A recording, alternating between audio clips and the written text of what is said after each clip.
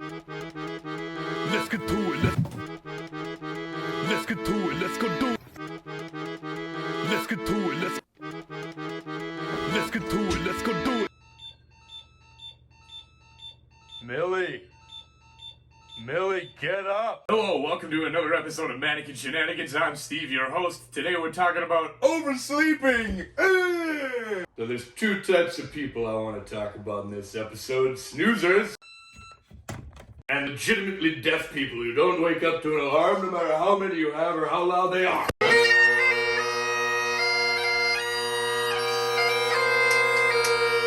Okay, maybe not legitimately deaf people, but there's no one to blame but yourself for your constant oversleeping.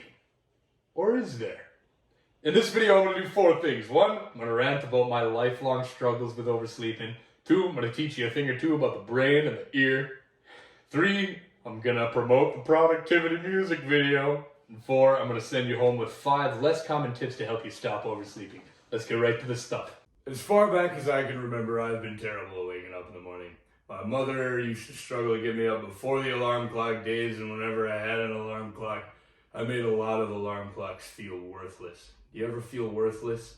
Just remember, you could feel like one of my alarm clocks. Google Maps, if I leave right now, I'll be 12 minutes late. Alright, let's shower. Back at college, it was really, really bad. I had 3 jobs, was taking 21 credits. I never slept at all. I worked in the mailroom, and there were times I would work the opening shift, and I'd be up at 4:30 doing homework or having a gig in Philly or something, and then I'd just go fall asleep in the mailroom and set an alarm to hopefully remember to clock in at 7 and try to stay awake for the shift. But people didn't really come to the mailroom at that hour, so got some of my highest quality sleep at college in that mailroom. Around finals and midterms and for the studies and a couple of the classes before the final, I used to pay a girl who took the class with me to make sure I'm awake for my 8 o'clock class.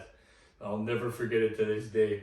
She just came into my apartment and she was really creative. I think she played the ukulele one time. One time she just like jumped onto the bed and was jumping it and slapped me a bunch of times across the face. Get up! And yeah, she made good money. If you just so happen to be a person who can get up whenever they want on the first alarm with no snooze problems whatsoever, you might want to look into being a professional waker-upper. Steve? Time to wake up, Steve. Steve? What's going on? Steve? Sean, you better wake up right now or you're gonna wish you never woke up a day in your life. That's it, I'm coming in. Get your ass up, we got stuff to do today. Get going, soldier. And now for the educational part of the video. We gonna talk about the brain. So if I yelled into Millie's ear, I'm not gonna do it. It would go through her ear, hit past the cochlea, and then it would hit 2 parts of the brain that are important. The vertices and the Broca's area, they're more important for speech production and speech comprehension and stuff. But if I am correct, I believe it is also extremely important in auditory stimulus. So if an alarm clock is going off right by someone's ear, it's possible that they won't wake up or they won't seem like they're hearing it at all because the vertices area of their brain isn't interpreting it as, oh, that's an alarm clock, it's time to get up. It might interpret it as a dream or not interpret it at all. Once the vertices area understands some auditory stimulus, then it usually transfers it to the Broca's area where you can eventually go, 5 more minutes. That's meaning that your Broca's area, your brain, is almost functioning like it should be when you're awake. It's really fascinating. If you talk about dreams, we're going to do another Mannequin Shenanigans on dreams here in the future. But for now, I think that's enough. Check out the productivity music video. Please? So these are 5 tips that are a little bit less common. Everybody knows you turn your brightness down, you go to bed at the same time every day if you can. It's not really possible for a lot of Americans. Caffeine, I get it. You're not going to be able to cut it out because you're a weak person. Some tips to help you stop oversleeping. 1. Hostile alarm clocks. I had my tech guy teach me how to do this. You can take a voice recording of you recording a 30-second message in your voice recorder app, and you can put it into GarageBand and then eventually get it into your music app, and you can put it as your own alarm clock. And that's why a lot of people do radio instead of the buzzer, because it can almost trick your brain into thinking, there's people in my room. 2. Keep your alarm clocks far away.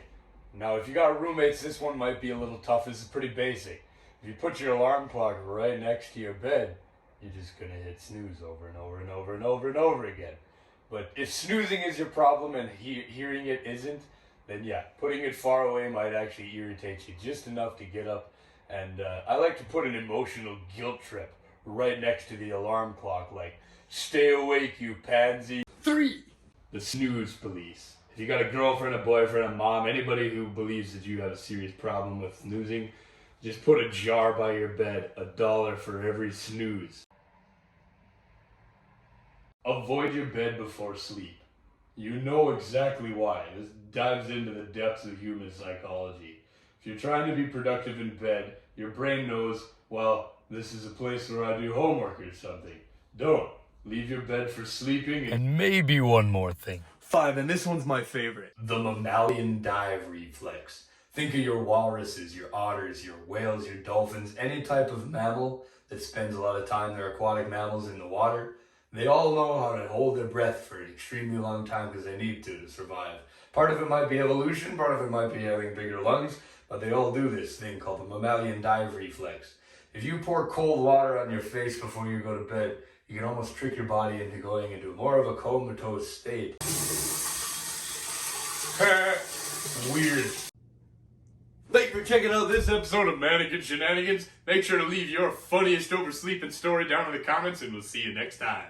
Watch Mannequin Shenanigans, it's never ever dull. And please subscribe to our YouTube channel. I'm singing productivity, it's coming out of me.